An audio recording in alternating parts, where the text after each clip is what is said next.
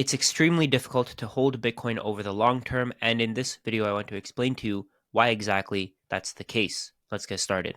The first thing that makes it so difficult to hold Bitcoin over the long term is the fact that the price just keeps going up, and you're always going to feel like you should be spending your money, you should be giving away some of your Bitcoin, you should be taking out your profits or taking out your initial investment and letting the rest ride.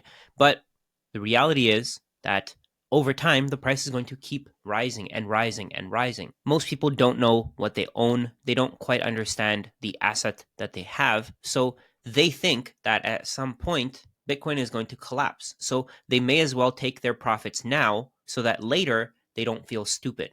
I think it's really difficult to wrap your head around why the price is going to keep rising. But once you get to that point, it becomes extremely easy to just hold on to your Bitcoin and not take profits in pieces of paper or convert those pieces of paper into other assets like stocks and real estate. You can always find things that you want to buy. You're always going to want instant gratification. You want to sell your Bitcoin to buy the things that you want. Let's say you want to buy a car, you want to buy a house, whatever you want to buy, you're always going to find reasons to sell your Bitcoin, but there are very few reasons for why you should just hold on to it. Most people don't want to delay gratification, so they're willing to sell their Bitcoin and not hold for the long term. There's also the fear of Bitcoin having that 70-80% drop that it regularly has. There's always going to be drops in the future. I don't know if they're going to be as big, but people don't want to hold through these drops. They don't want to be the ones selling at the very bottom. They want to sell at the top and then buy back when the price comes back down. You have to remember that it's very difficult to time the market. You don't know when the price is going to peak and when it's going to bottom. So the way that I see it, you should just buy and hold. Use Bitcoin as a savings account. Sell some Bitcoin if you need extra fiat to pay for your day-to-day expenses, and buy more Bitcoin if you have extra fiat that you don't need for your day-to-day expenses. It's important to treat yourself and make sure that you're not depriving yourself of a lifestyle that you want to live, but it's also key to make sure that you delay gratification. The second reason why it's so difficult to hold Bitcoin is because you may be under the constant fear that it's going to zero.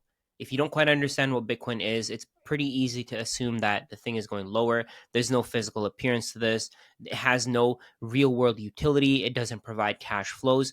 But the reality is that Bitcoin is money. It's not supposed to provide cash flows. It's not supposed to give you tax benefits. It doesn't need to have a physical appearance in order to work as money, and most people don't quite understand this. The way that the majority of people see it is Bitcoin is just another asset that they add to their portfolio, and they'll constantly just rebalance. As Bitcoin's price goes up, they'll sell some and then they'll move it to the other assets that they have because they don't want to take the excess risk that comes with owning Bitcoin. But the reality is, Bitcoin is the least risky asset in the world.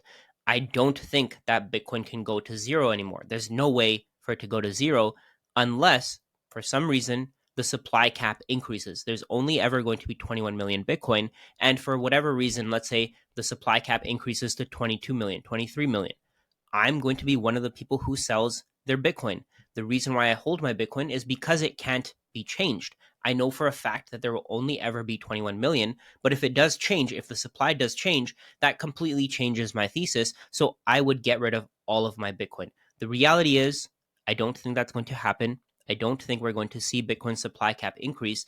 And the fear of Bitcoin changing, the fear of Bitcoin being what it is right now and not being what it is in the future is what stops people from holding it for the long term. When they don't quite understand what Bitcoin is, when they don't understand the benefits of Bitcoin, it becomes very difficult to hold it for the long term. A lot of people have gotten extremely lucky when they bought Bitcoin. They had no idea what it was. They just bought it as another asset in their portfolio, and they don't really want to hold it for a very long time. I think that's what we're seeing right now. I think a lot of the people who own Bitcoin, who had Bitcoin for a very long time, let's say from 2021, when it was at 60, 70,000, people who had it from 2015 when it was much, much lower, $500, $600, people who had it from the 10-cent range, they want to get rid of some of it and they want to support their lifestyle. They don't want to hold on to it for very long.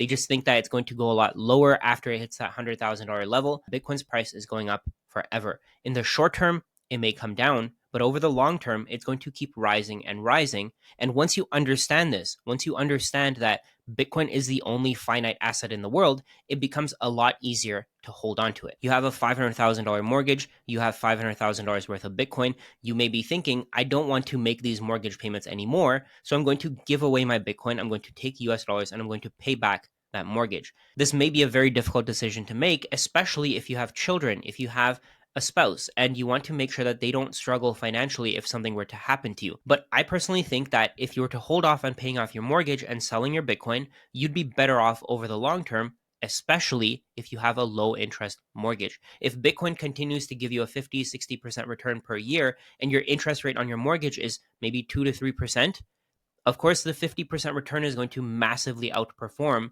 the interest that you're paying on your mortgage. So you'd be better off just holding onto your Bitcoin and using it to store value for the future, because the value of your Bitcoin is going to increase much faster than the amount of interest that you're paying on your mortgage. At some point, let's say Bitcoin goes up 10x from here, you'll be able to pay off your mortgage with 10% of your Bitcoin stack instead of the entire Bitcoin stack that you have. The third reason why Bitcoin is so difficult to hold is the temptation to trade. A lot of people want to sell high, buy low, and make sure that they can stack more and more Bitcoin through their ability to time the market. And I personally think that this is nearly impossible. Nobody can tell you what Bitcoin's price will be in 6 months. Nobody can tell you what Bitcoin's price will be in a year, 2 years, 5 years.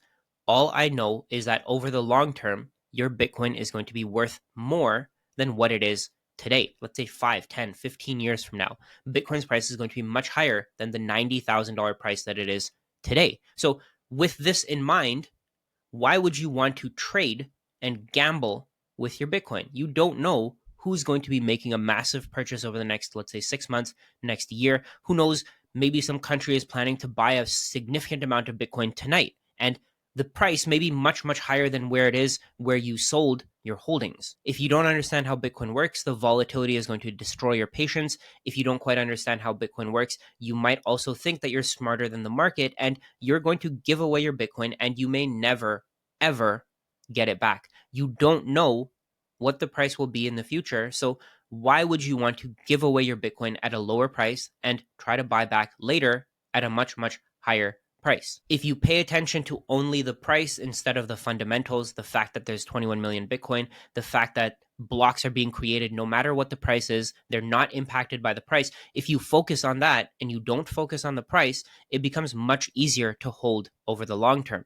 The way that I see it, the best way to accumulate Bitcoin is just to buy a specific amount every single month, every single day, however you want to do it, every single week, whatever your method is going to be. You can choose. You can also buy Bitcoin whenever you have some extra cash. You can try to time the dips. That's up to you. I personally don't do that because I'm terrible with timing the market. I get impatient very easily. So my purchases are just consistently going in, and I don't really care about the price. This is up to you. If you were to just stick to the fundamentals and just accumulate Bitcoin at every price, eventually you'll do very, very well. You don't need to trade in and out. Just hold and wait. The best thing you can do to deal with all of these reasons for why it's so difficult to hold Bitcoin is to study the asset. I would recommend reading the Bitcoin Standard. Watch all of my videos.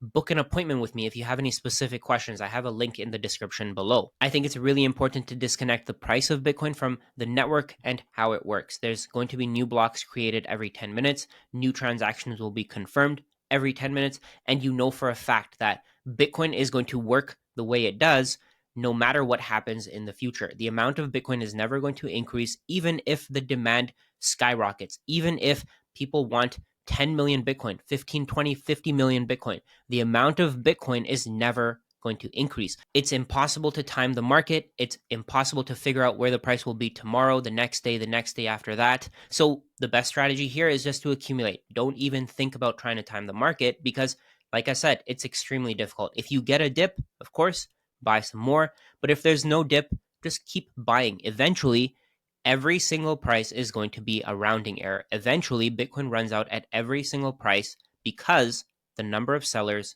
is finite. The trick here is to use logic instead of emotions. Don't let the volatility shake you out. Don't let it make you think that Bitcoin is going to zero. If the price drops, use it to your advantage. The volatility is your friend. It's not your enemy. Be patient, Make sure you don't get shaken out and accumulate Bitcoin over time, no matter what happens to the price.